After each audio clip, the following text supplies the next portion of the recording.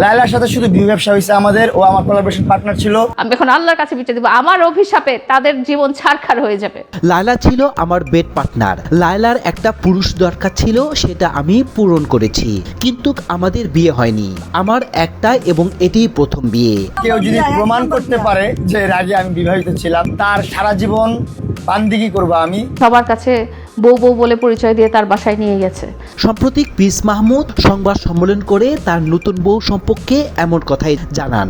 ও আমার first love, ও আমার last লাভ, ও আমার ফার্স্ট ওয়াইফ, ও আমার লাস্ট ওয়াইফ। যে আমার সংসারটা ভেঙে তুমি যে নিজের সংসার বানাইছো, তোমার কি মনে হয় তুমি সুখী হতে পারবা? সম্প্রতি প্রিন্স মাহমুদ বিয়ে করেছেন, তাতেই গরম সোশ্যাল মিডিয়া। এই খবর শুনে লায়লা মামুনের ছবি থেকে শুরু করে তার পোশাক আশাক সবই ছুঁড়ে ফেলে দিয়েছেন। লায়লার দাবি প্রিন্স মাহমুদের সাথে তার বিয়ে হয়েছিল। ওর সাথে যা ছিল শুধু কোলাবোরেশন পার্টনারই ছিল, কখনো ভালোবাসা ওর জন্য ছিল না। এরা অমানুষ, এরা নিজের স্বার্থের জন্য মানুষের জীবন ধ্বংস করে দিতে পিছপা হয় না। অন্যদিকে প্রিন্স মাহমুদ জানায় সে ভাইরাল হবার জন্য আমার সাথে প্রথমে ভিডিও করে এবং তার সত্য ছিল লায়লার সাথে ভিডিও করা এবং তাকে ভাইরাল করে সোশ্যাল মিডিয়ায় পরিচিতি পাওয়া।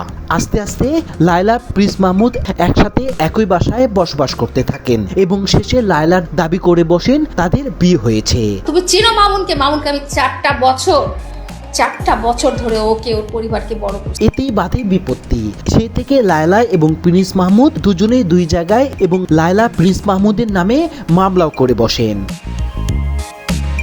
টিকটকার প্রিন্স মাহমুদ সম্প্রতি নতুন করে বিয়ে করেছেন জানিয়ে সোশ্যাল মিডিয়ায় ব্যাপক আলোচনা চলছে।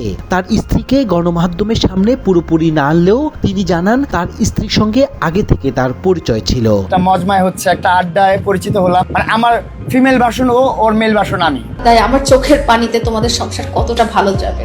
বিভিন্ন সামাজিক মাধ্যমে কন্টেন্ট বানিয়ে বারবার আলোচনায় ছিলেন প্রিন্স মাহমুদ ও লায়লা। অসম প্রেম নিয়ে দেশ জুড়ে বেশ আলোচনায় ছিলেন তারা, কিন্তু হঠাৎ ঘটে ছন্দপতন। মদ্যপানে যেতে বাধা দেওয়া হয়, লায়লাকে মারধরের অভিযোগ ওঠে প্রিন্স মাহমুদের বিরুদ্ধে। তার ব্যাকগ্রাউন্ড এতটা বাস্টার্ডের মতন, যার সন্তান তার বাপ মা।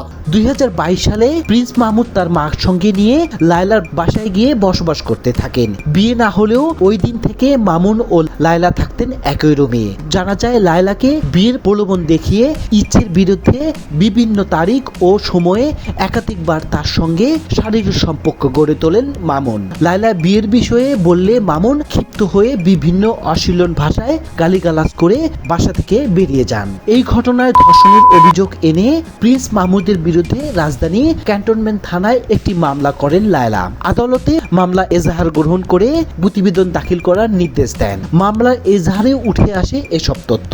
বর্তমানে প্রিন্স মাহমুদের নামে একাধিক মামলা চলছে বলে জানা যায়। তবে লায়লা জানান প্রিন্স মাহমুদ যদি জনসম্মুখে হাত জোর করে ক্ষমা চান তাহলে তাকে মামলা থেকে মুক্তি দিবেন লায়লা। আপনি জনসম্মুখীনে এসে মাফ চান, আপনার মামলা তুলে নিব, আপনাকে মাফ করে দিব, এই মাফ চাচ্ছি।